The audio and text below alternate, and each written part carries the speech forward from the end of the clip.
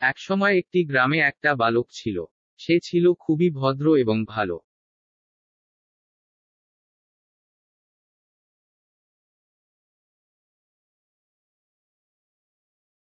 সে একদিন সন্ধ্যাবেলা বাড়ি ফিরছিল। মনে মনে কি যেন সব ভাবছিল।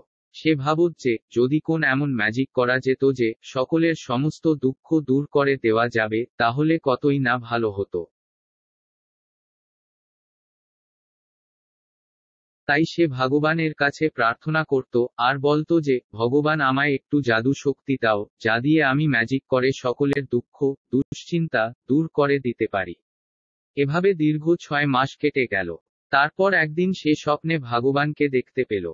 ভগবান তাকে স্বপ্নে একটা ম্যাজিক পুকুরের সন্ধান দিল। আর বলল যে, যাও তুমি ওখানে। ওই ম্যাজিক পুকুরে তুমি অনেক জাদু শক্তি পাবে, যা দিয়ে তুমি মানুষের দুঃখ কষ্টের অবসান করতে পারবে। তারপর সে ওই পুকুরের কাছে গেল এবং দেখল যে এরকম পুকুর সে এর আগে কোনোদিন দেখিনি।